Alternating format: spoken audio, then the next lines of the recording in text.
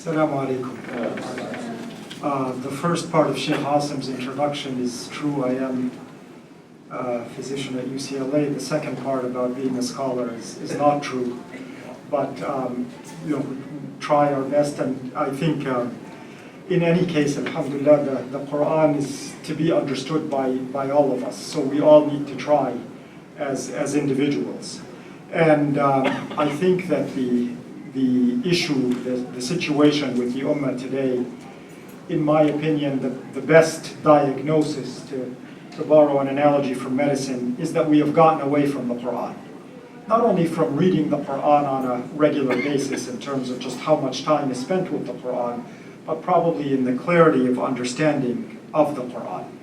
And so I wanted to approach a topic that I think is very, very important in understanding the Qur'an. There are many, many facets of the Qur'an, many different ways to approach it.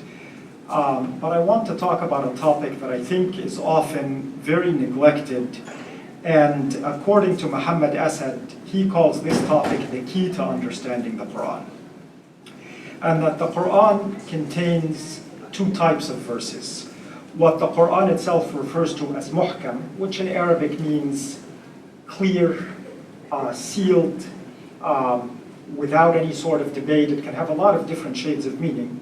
And mutashabih, which is even harder to define, but it means verses that are not obviously clear in their meaning. So right off the bat, the Qur'an is telling us, as you can see here in the verse that is projected, and for the interest of time, I won't read all of the Arabic for all of the verses, but for this one, let's go through it. هو الذي أنزل عليك الكتاب منه آيات محكمات هن الكتاب وأخر متشابهات. That he is the one who has sent down to thee the book. In it are verses basic or fundamental of established meaning. These are the muhkam verses that we were talking about. آيات محكمات.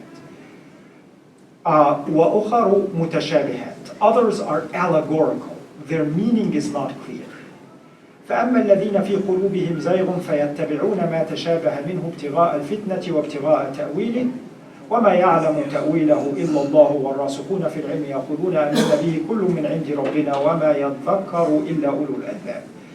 But those in whose hearts is disease follow that part that is allegorical. And I'm going to stop using the word allegorical. The mutashabih, the unclear in meaning, seeking discord and searching for its hidden meanings, but no one knows its hidden meanings except Allah. And those who are firmly grounded in knowledge say, we believe in the book, the whole of it from our Lord, and none will grasp the message except men of understanding. So, in this very, very important verse, the Qur'an is telling us that it has two types of verses. The ones that are clear in meaning and the ones that are not so clear in meaning. And that this fact can be a source of trial for the believers. That some people will seek discord, will enter into discord, trying to interpret those verses that have no clear interpretation. This issue is fundamental because we often grow up or are taught with the idea that the Qur'an is clear. And yes, there are some verses in it that are clear. And that it is, in essence, a cookbook. And that the test in this life is how closely can we follow the set of instructions or the recipe that is given in the Qur'an. There's an entirely alternative philosophy or approach to the faith that part of the book, the verses that are basic and fundamental, are in fact that way.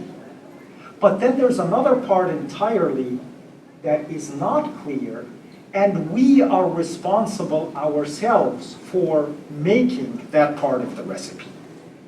So that it is not just a set of instructions, but there are some clear instructions that we have to follow. Then there's another part of the book where we get to interpret and we get to make our own understanding. And so the test isn't just in how closely we follow the book, but in how well we interpret it. What's in our hearts when we do? What is our intent when we do? How do we deal with people who interpret it differently? So in fact, the book itself becomes a test. The interpretation, the process of interpretation becomes a test. And there are some who would say, okay, how can this be? And not just some among us lay people, but there are scholars who have said that everything in the Qur'an is clear. How could Allah subhanahu wa ta'ala reveal something unclear? But you can see that this is an issue just from the terms mukham and mutashabih themselves, or looking at this idea. Because, for example, if we look at the Qur'an from the vantage point of some verses, we would say, Alif Lam Ra, Kitabun Uhkimat Ayatuhu Thumma Fussilat Min Ladun Hakimin Khabir. This is a book with verses basic or fundamental of established meaning, further explained in detail from the one who is wise and well acquainted with all things. So here it would seem that the Qur'an is saying that it is entirely a book that is made up of muhkam or clear verses. This is verse 1 from Surah Hud. But then, if we look at another verse from Surah Az-Zumar, the Qur'an is saying, Allah nazzal ahsan al-hadithi kitaban mutashabihan mathaniya taqsha'ru minhu juludu alladhina yakhshawna rabbahum. That Allah has revealed, and here they've put in parentheses from time to time, but that's not in the Arabic, the most beautiful message in a book, kitaban mutashabihan. Yusuf Ali translates mutashabihan as consistent with itself. But the Arabic word is saying that it has mutashabih verses. The verses that we have been saying are not clear in meaning. And so it would seem, looking at this verse from Surah Az-Zumar, that the Qur'an is a book of mutashabih verses, not of muhkam verses. So right away we see that indeed there is an issue. We can't just dismiss it and say, well, everything in the Qur'an is clear, because the Qur'an in Surah Al-Imran says it's muhkam and mutashabih, clear and fundamental, and verses that are not so clear in their understanding. Then in Surah Hud it says it's muhkam. Then in Surah Az-Zumar it says it's mutashabih.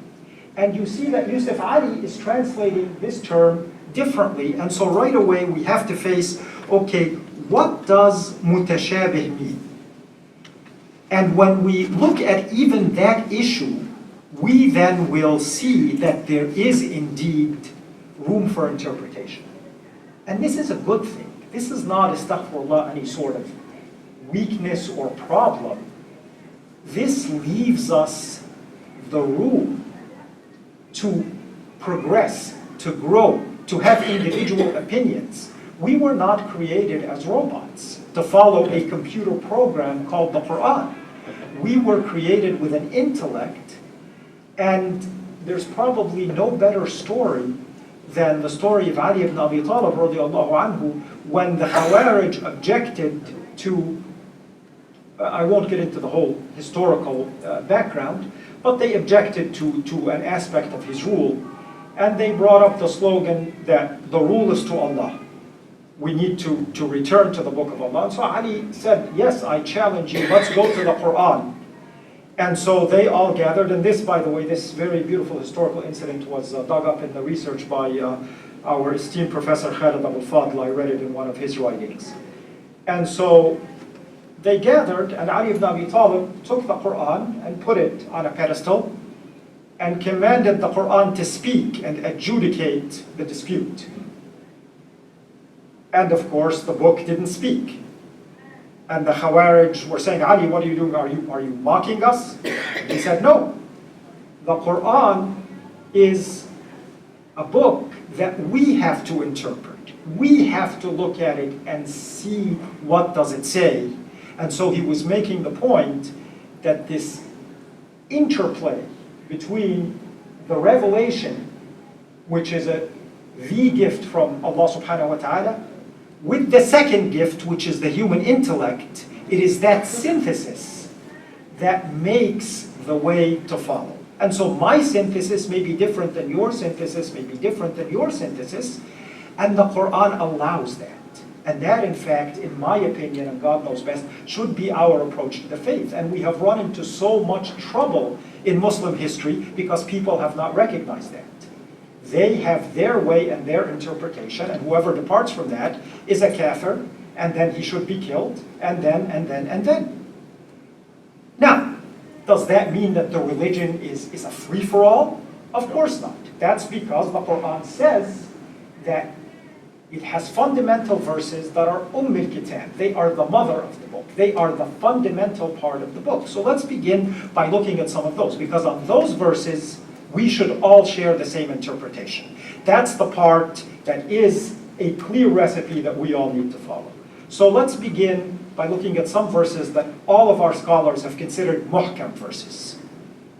So, قُلْ هُوَ اللَّهُ أَحَدٌ. Say God is one. There is no two ways to understand that. You can't say that he's three, you can't say that he's four, you can't say that he's many. One God, the fundamental part of the creed. There are also muhkam verses in the laws, not just in the beliefs.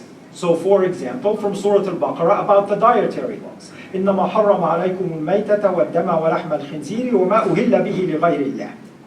So, here we have a clear-cut quadruplet that God has forbidden for you to eat dead meat, carrion, stuff that is you find dead in the road.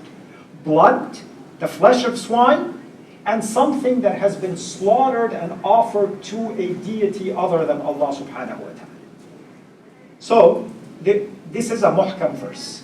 There are not different ways to understand it. It is clear and straightforward in its meaning. So there's a verse from the Creed and a verse from the Sharia. Now let's look at mutashabih verses. What are mutashabih verses? And let's take two examples and then we'll get into this topic a little bit.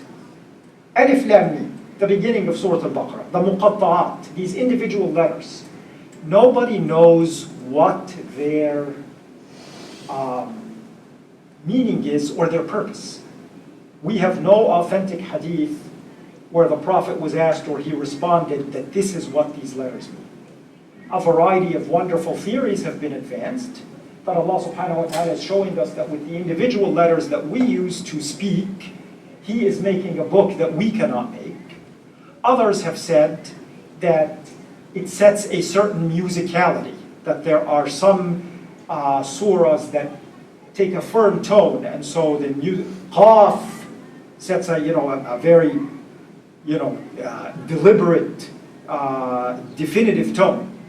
But for example, as the opening of Surah Maryam, Kaf, Ha, Ya, Ayn, Sad, a very soft tone, and then the verses follow, Dhikru Rahmati Rabbika Abdahu Zakariya.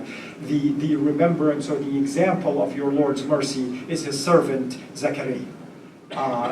Others have said that there's some aspect of numerology to these, and there have been scholars who've actually counted that when a surah starts with Alif Lam Ra, then the occurrence of these letters in that surah is a much higher percentage than in other surahs, and a great deal of effort and love and care has been lavished on the Quran. But nonetheless, they're all theories. So this is a mutashabih verse. We don't have a clear idea what it means.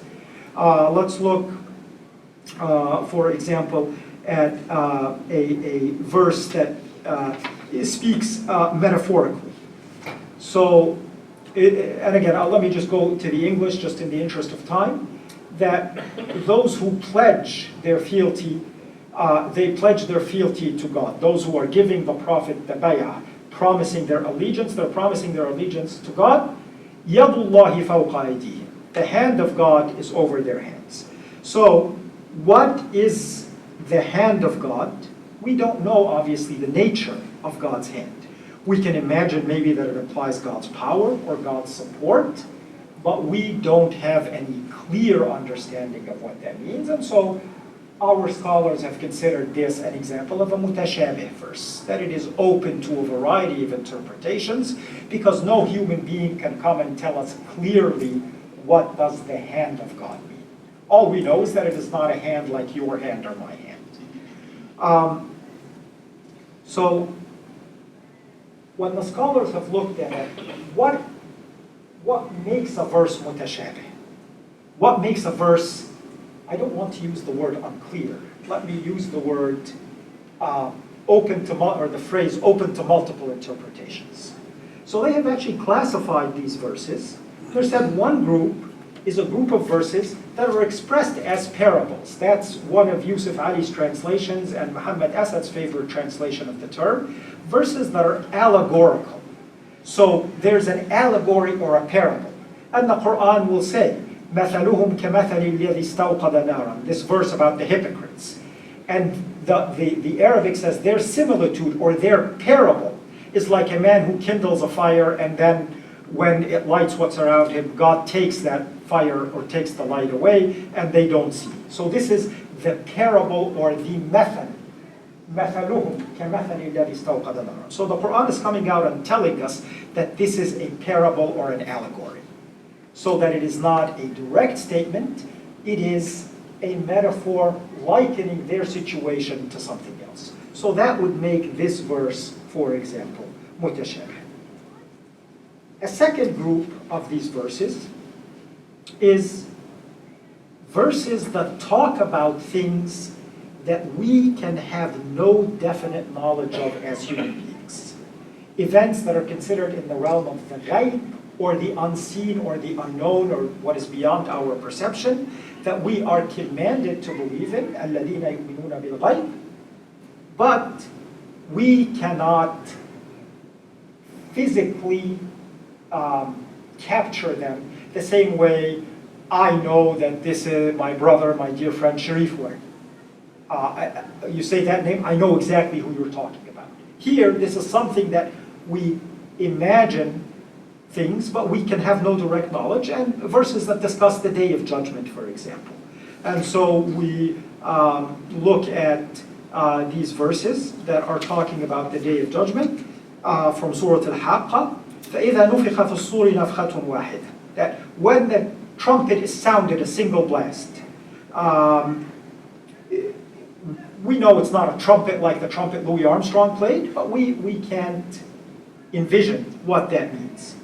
And that the earth will then be crushed, and that the sky will be rent asunder, and that the angels will at that time be carrying the throne of God, and there will be 8 of them. And so the entire set of verses is talking about a scenario that we can only imagine, each of us in our own mind, what the throne of God will look like, what that day will look like, these angels who are carrying God's throne, what their nature may be. But of course, my imagination will be different than this brother's or that sister's, and each of us will have our own interpretation. And so the second category then is verses that talk about things that we have no direct knowledge and can have no direct knowledge to verify whose interpretation is correct. This is different than scientific theories. We get data, I interpret the data one way, you interpret the data the other way, and then we do further testing, and then we arrive to see whose interpretation is the correct interpretation. That's what drives science. But these sorts of verses are not amenable to that kind of understanding or approach. The last category is verses that are expressed in a conceptual way, so that a concept is given, but its details are not given. And so let's take a look at verse 38 from Surah Ash-Shura, one of the most critical verses in Islamic governance. And it talks about the believers, describing them.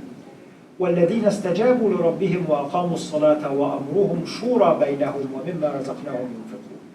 Those who hearken to their Lord, they accept the call of their Lord. They establish regular prayers, and they conduct their affairs by mutual consultation, and from what we have bestowed upon them, they spend in charity. So the part that I want to focus on here is the notion of shura. And this notion is firmly established as a concept and a characteristic of the believers. So that is why our scholars have said that the process of mutual consultation is a cornerstone of government in Islam. So the concept is there. But the details of how should this process of mutual consultation be established are not. And so, I would like to propose, as I said at the beginning, as a non-scholar, as a regular person trying to understand the Qur'an, that number one, it's very important, this division that our scholars have made between mukham verses and mutashabih verses, because it rules out intellectual authoritarianism. After the death of the Prophet ﷺ, no human being can claim a monopoly on understanding the Qur'an. Because the Qur'an tells us that there are verses in it that will not be understood, and only God knows their interpretation. That was the first verse we looked at from Surah Al-Imran. So any human being who would claim that they understand fully the interpretation, and that whoever differs with them is an unbeliever, and then the ramifications of that we see having plagued the Muslim world for so many centuries, that's disastrous. But I would like to propose one more step, that maybe we shouldn't be trying to classify each verse as muhkam or mutashabih, but that there are some verses that are both muhkam and mutashabih, this verse being a prime example. The notion that there needs to be mutual consultation is muhkam, it's clear. Nobody can say the believers are people who do not need to run their affairs this way. But the method is mutashabih. The method is unclear. It is open to different interpretations. And throughout the centuries, we have seen, whoever studies Islamic political theory, we have in fact seen the interpretation of shura differ.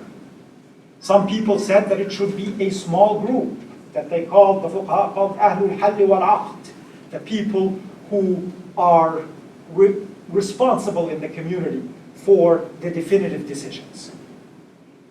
Later, as democratic institutions have begun to spring up in some Muslim nations, it became more broad-based. The shura was opened up. Why can't I, as a regular citizen, give my opinion? Then is the shura binding on the ruler or not binding on the ruler? Throughout much of Islamic history, we have taken the notion that the shura is not binding on the ruler. The ruler needs to seek advice, he needs to consult. But does he need to obey the advice? A lot of our ancient, older scholars, classical scholars said no, it is non-binding. But some of our more modern scholars are saying, well, yes, what's the purpose of the shura if it's non-binding? It should be binding. And then what should that form be? Maybe it should be a parliamentary democracy. So that if the ruler says X and 3/4 of the cabinet says Y, then they override that and it becomes Y, not X. And so this allows governmental systems to evolve with time. The fact that it is mutashabih allows, as the world itself advances from rule by emperors, and humanity becomes more civilized, and humanity becomes clearer in its thinking about political institutions, the Muslims can grow with the rest of the world, or really ahead of the rest of the world, and have the fact that this verse is both muhkam and mutashabih say we have to establish a principle of consultation, and then for the 8th century, this is the best form. For the 14th century, this is the best form. For the 21st century, this is the best form, and so on and so forth. And so I think that that kind of approach to the Qur'an is absolutely critical, because it really underlies entirely the philosophy that each of us is going to meet our Creator with. Is, do I believe that Allah subhanahu wa ta'ala has created me as a robot with a set of instructions that I have to follow to the letter, and that my test is how closely do I follow? Or has He given me a basic set of instructions that yes, I do have to follow to the letter, and then freedom of choice to also try to understand and conceptualize and concretize, take fundamental ideas and turn them into specific rules, And so in this case, my interpretation is different than your interpretation, different than your interpretation, and we have to live with each other and live with that. I believe that's a very different way to approach the faith than the intellectual and spiritual authoritarianism that it is often approached with. And you may say, well, that's fine for these conceptual things, but can there be differences in even the specific rules of the Qur'an? Maybe I'm making way too much of this. So I would like to leave us some room for discussion, but I would like to end with taking one very specific example of a very specific rule, something where you would think, okay, how can there be different interpretations? And not only look at the differences, but look at the attention that the scholars have lavished on the Qur'an. No book has received this kind of attention ever.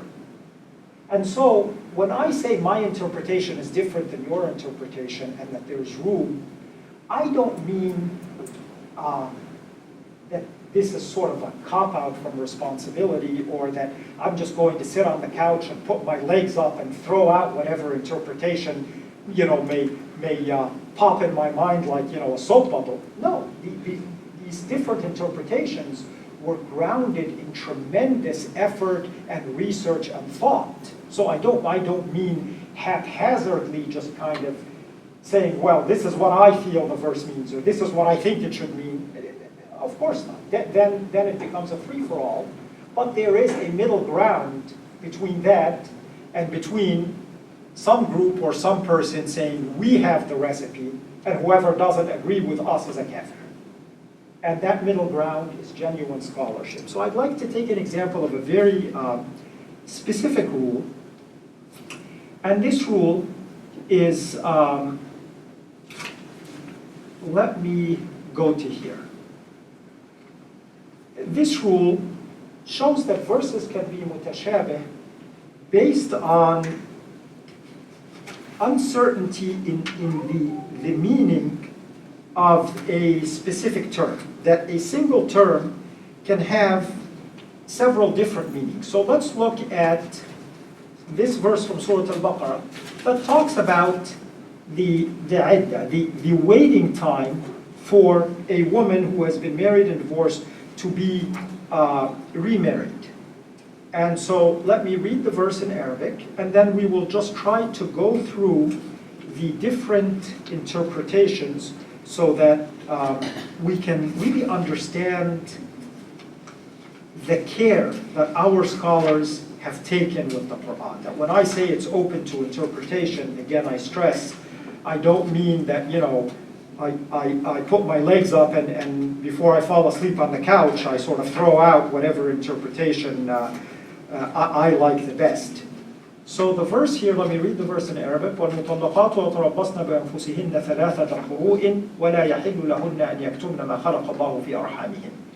That divorced women shall wait concerning themselves for 3 monthly periods.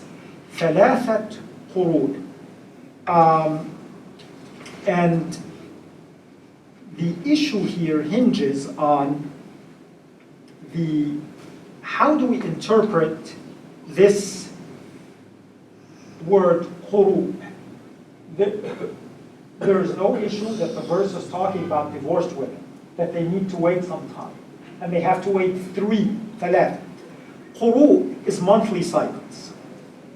And this word in Arabic is open to 2 different interpretations that are both linguistically equally valid.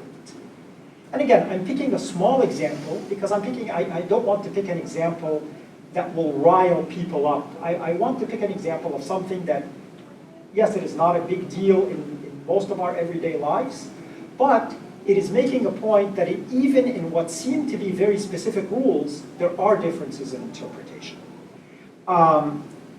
And the 2 interpretations of the word quru can mean either the menstrual period itself or the interval of ritual purity when the woman prays and fasts between the periods.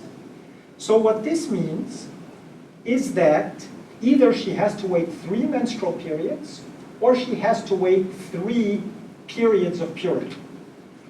So what difference does that make? Well, let's look at the practical implications. Assume that a woman is divorced just prior to the start of her period. If the term quru is taken to mean the period, then she would have her period, have a month of ritual purity, have her period, have a month of ritual purity, then have her period, and then can remarry. So in fact, she would wait 2 months to remarry.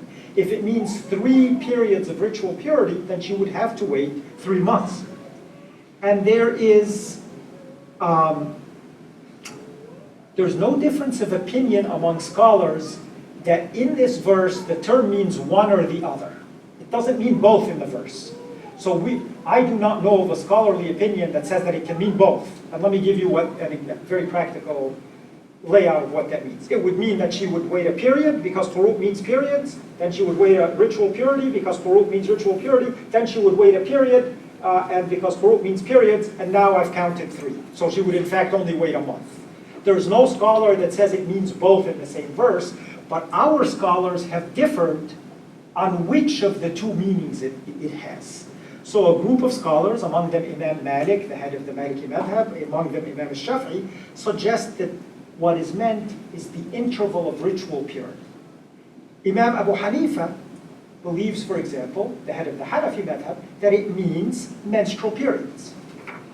So right there we see that a very, very specific rule, where you would think that, well, if we're talking about specific rules, that they have to be obvious, they're not obvious. And you have major heads of major theological schools differing on it, and it's instructive, more important than the idea even that there is a difference, or as important as the idea that there's a difference, is to look at the reasoning. Look at how did they come to their understanding, the care that they lavished. So when people talk about the Qur'an, they should take this same level of care. It is again not, this is what I feel. That's not what I'm advocating by independence of thought. On the other hand, we see that there are genuine differences of opinion. So, the group supporting the notion that this means ritual purity rather than the menstruation itself said, for example, that the word that's used in the verse is thalathata, right? 3. And they said that this is, in Arabic, a feminine word. It is cast in the feminine gender, not the masculine gender. If I wanted to say 3 in the masculine gender, because Arabic, as you know, is a language of genders, unlike English. But Arabic has genders. Each word is either masculine or feminine. So, they said that it is said thalatha, not thalath. The Qur'an didn't say, يَتَرَبَّصْنَ بِأَنفُسِهِنَّ ثَلَاث قُرُوء. It said ثَلَاثَةَ قُرُوء. 3 in the feminine. And in Arabic grammar, the counting word, the number, takes the opposite gender of what it's counting. So the thing being counted in Arabic grammar would then be of the opposite gender. So because this word is feminine, the thing being counted has to be masculine. And so they said that what is masculine in Arabic is at-tuhr, purity. Ritual purity is a masculine word, but the menstruation, if you look at other words for menstruation, are feminine words. So this would indicate that since it is using a feminine word, it must be talking about a masculine object, and that masculine object is purity. Others have said that the plural that's used here, quru, because there are 3 of them, so it's a plural word, its singular form is qir, and that can have the 2 meanings described above, the menstrual period or the interval of ritual purity. And when this word qir is made plural, it can take 2 forms, quru, as appears here, or aqra. Both of them are accepted plurals of the singular.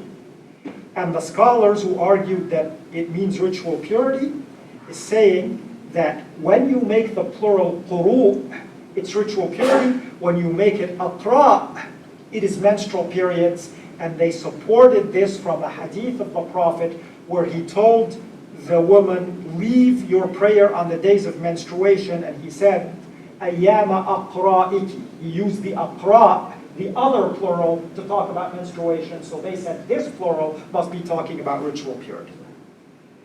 The group that supported that the meaning is menstrual period advanced the following arguments. They said, what's the purpose of this? Why should the woman wait 3 periods, whichever way we slice it? They said that the purpose here is to show the lack of pregnancy. Right? That is the underlying purpose. So that if the woman gets married again, remember we didn't have pregnancy tests in the supermarket where you dip the stick and, oh, I'm pregnant. You didn't have ultrasounds. So I marry a woman who has just been recently divorced, and then she's pregnant. Is this my child or the other guy's child? So the purpose is to wait to prove that she is not pregnant, and what shows the lack of pregnancy is the menstruation. And so if we want to be triple sure, then you're waiting 3 menstrual periods, and that's the issue. And then they went to a hadith of the Prophet where he was talking about the women who were not, at that time, the free women, the women who had been taken as the concubines, or what the right hand possesses, who were also considered legitimate wives, but that their waiting period was 2 periods based on a hadith of the Prophet. And he said that their waiting period is haydatayn. He used a different word that is not equivocal. It means 2 menstrual periods. So they said, well, if the waiting period for the concubine, the one that your right hand possesses, is 2 menstrual periods, then for the free woman, it should be 3 menstrual periods, because the Prophet specified that we're talking about periods. Then they also brought other arguments in Arabic grammar to say that no, the plural can have different forms and so on. And they then resorted to a verse from Surah Al-Talaq that said that the waiting period for women who no longer have menstrual cycles is that they should wait 3 months. So when the Qur'an talks about menstrual cycles, then it is saying that the essence of the counting is menstrual cycles, not periods of ritual purity. And I know I've gone on and on and on in detail, and hopefully I've bored you, okay? In something that seems very small and very esoteric. But the point is, if this is the kind of effort and thought and diligence and scholarship and research, digging up the different hadiths and looking at the arcana and abstruse points of Arabic grammar, on small points, how much effort should we lavish on the big points? Right? So the take-home message then, and I'll stop talking, is that one of the keys, I believe, to understanding the Quran, and as I said, our scholar Muhammad Asad talks about the first verse that we examined together, the verse about mukham and mutashabih. He says this verse is a key to understanding the Quran. It is fundamental to understanding the Quran. Is that the Quran contains 2 types of verses. Those that are incontrovertible. Every person understands in the same way. Qul huwa Allahu ahad. God is one. That's it. We don't worship multiple gods. There's no way to finesse it. There's no way to massage it. There's no way to reinterpret it. And then there are verses that are what are called here allegorical, but we've seen now that they are open to interpretation. That's really what mutashabih means in the opinion of many. And why they're open to interpretation. Maybe they're allegorical. Maybe they talk about things we can't understand. Maybe a concept is laid out, but the application of that concept is left to our interpretation. And maybe there are other reasons, and I showed you one small one of those other reasons because I don't want to bore you more than I have, but there are linguistic issues in the Arabic itself that force some verses to be open to interpretation, and our scholars have indeed interpreted those verses differently, as we talked about for the waiting period. So this means to me two things. I apologize. Sorry about that, that's very bad form. It means two things. It means we shouldn't have intellectual authoritarianism because the Qur'an says, وَمَا يَعْلَمُ تَأْوِيلَهُ إِلَّا اللَّهُ. No one knows its true, its hidden meaning except Allah. So no amount of scholarship, no amount of lengthening my beard, or having multiple degrees, or having a title, whether that title is Sheikh al-Azhar or Ayatollah, or none of that will give me authority to claim that I know and you don't. Because the Qur'an says nobody knows except Allah subhanahu wa ta'ala, and whatever of that knowledge He vouchsafed and entrusted to Prophet Muhammad sallallahu alaihi wasallam. So there should be no intellectual authoritarianism in the faith. So now we need to learn how to live with each other and get along with different opinions. And we need to enjoy this privilege. This is not a problem. This is a strength. That we take a verse like the verse of Shura, and we say the concept of Shura is mukham, so no ruler can come and say, I will rule, and I don't get asked about what I'm doing. And we see that both Aisha and Abu Hurairah described the Prophet ﷺ, I'll paraphrase what they said, لَمْ أَرَى رَجُلًا أَكْثَرَ مَشُورَةً لِأَصْحَابِهِ مِنْ رَسُولِ اللَّهِ. I have never seen a man take the opinion of his companions more than the Prophet of Allah. Because the Qur'an ordered him in another verse, وَشَاوِرْهُمْ فِي الْأَمْرِ. Get their opinion, get their input. So even the man receiving direct revelation from Allah subhanahu wa ta'ala did not rule by dictate and fiat. He got the opinion of those around him, and in another time, in another discourse, in another lecture, we'll see that he changed his course of action based on that opinion. It wasn't just politeness. He was going to do something, they said no, and he did something else.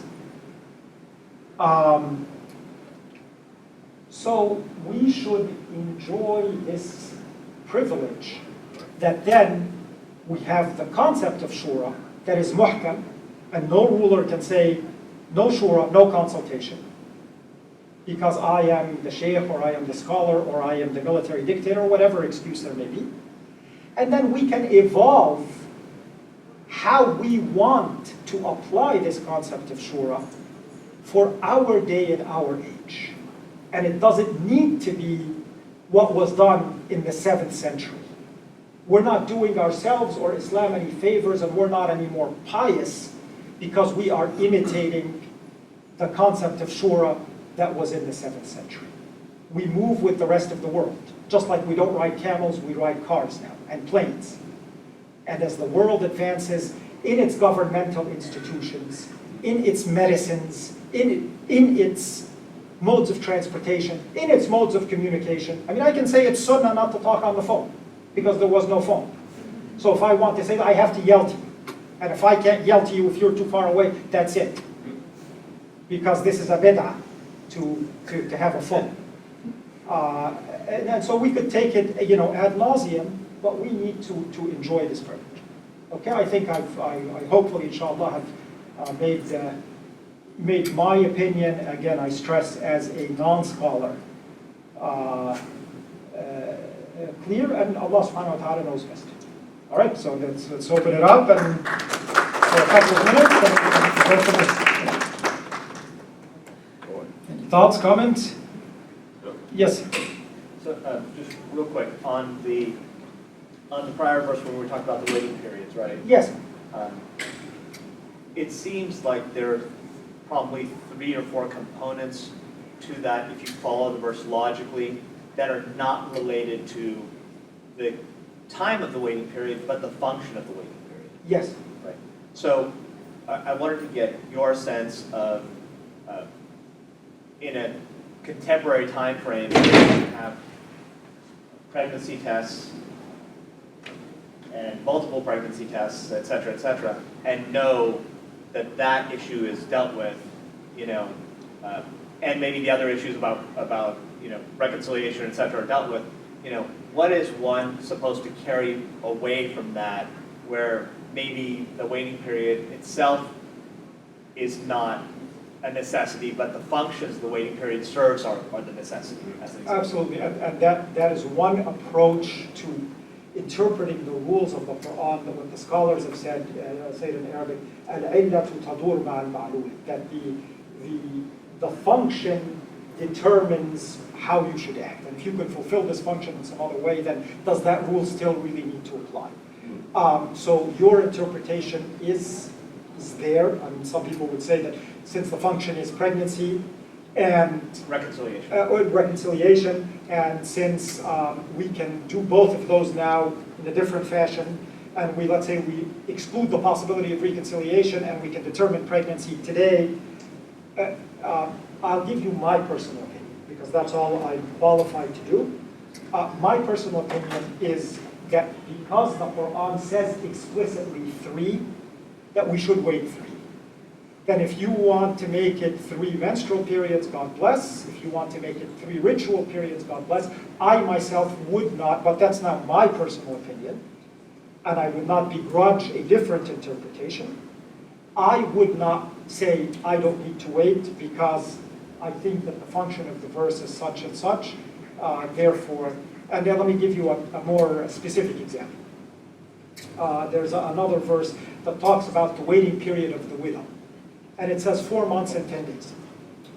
And I've never understood the rationale of 4 months and 10 days. It's extremely specific.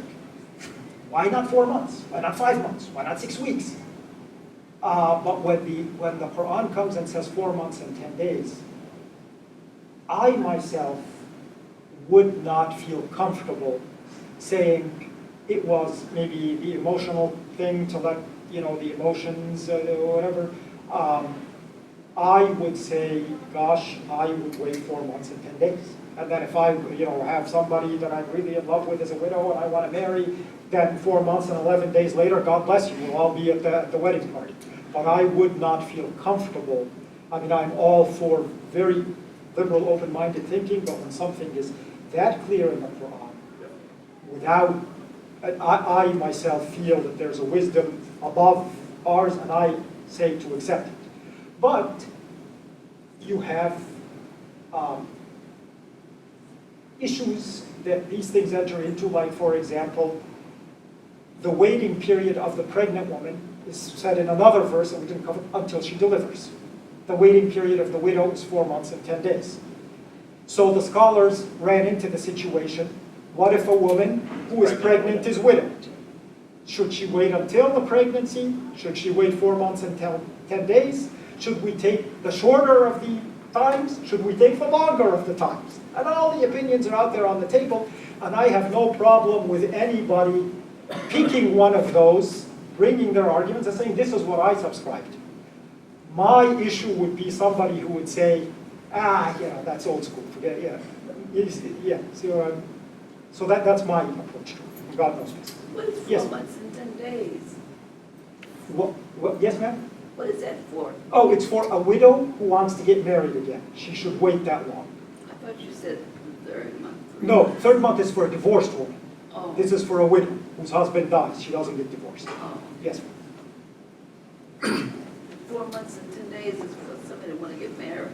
If her husband dies and she wants to get married again, like let's say I die and my wife wants to marry again, I would hope she would wait 4 months and 11 days.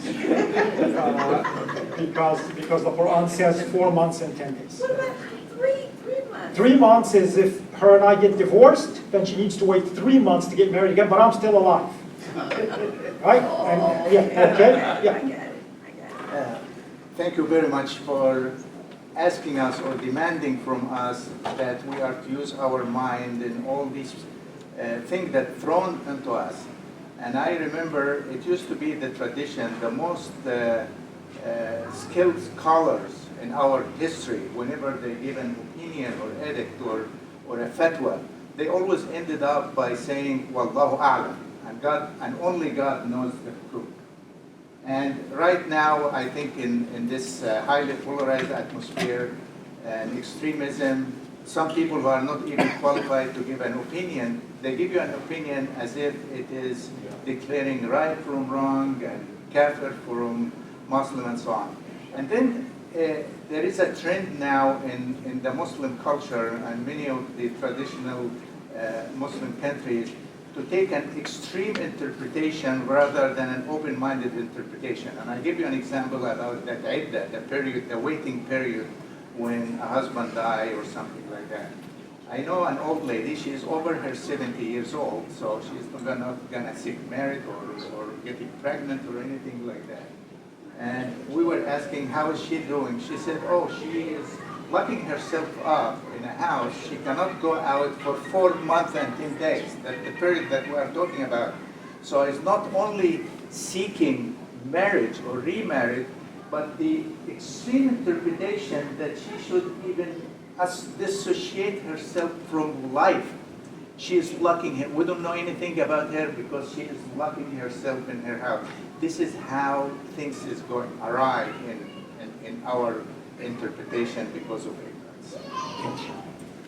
Yes. God says about mutashabih verses, Allah ya'lam ta'weelah. Yes. Okay, someone could understand from Allah ya'lam ta'weelah that God is talking to you and talking to me and talking to all the scholars. Anybody who interpret anything in mutashabih, you are wrong. Because if you're saying something, if you grant your mutashabih, you didn't get it right because I am the God. That's me only knowing. What do you think about that? I think, of course, it's conceivable that we have it wrong, but we sort of have a maybe an excessive fear of being wrong, if you'll forgive me. I think the problem is deliberate wrong. But we have the well-known hadith that for the mujtahid, if he is correct, he gets 2 thawabs, and if he's wrong, he gets 1. Because his intent was pure. So if we're wrong, we're wrong. But no matter what you interpret something, you're going to be wrong because God says, Allah ya'lam ta'weelah, nobody else. But there's no logical reason that if he knows it, I couldn't also guess the right thing. And we also have another problem that we very often fall into as Muslims. You notice I said and you said the right thing. Because we assume that there is the one right thing. And we have the wonderful example from the story of Banu Qurayza. Am I being redundant? Should I quickly say that? Does everybody know that story? Yes. The Prophet tells the companions, he had sent them to the village of Banu Qurayza. And he says, pray Asr in Banu Qurayza. Or don't pray Asr until you reach Banu Qurayza. So they're traveling there and the sun starts to set. So they split into 2 groups. One group says, the sun is setting, we have to pray Asr, we're going to miss Asr. So they pray Asr. The other group said, no, the Prophet said pray Asr in Banu Qurayza, we're not praying Asr until we get to Banu Qurayza. So they waited until after the sun had set and they arrived and they prayed Asr. Then they came back, when their business was finished, they came back to the Prophet and they told him the story. And he said, these are right and these are right. So I take a much more generous view of Allah's mercy, if you will, that it's not that all of us will be wrong. I think that it's more likely that many of us will be right despite different interpretations. And God knows best. Okay, let me stop on that. Wonderful. Salam alaikum.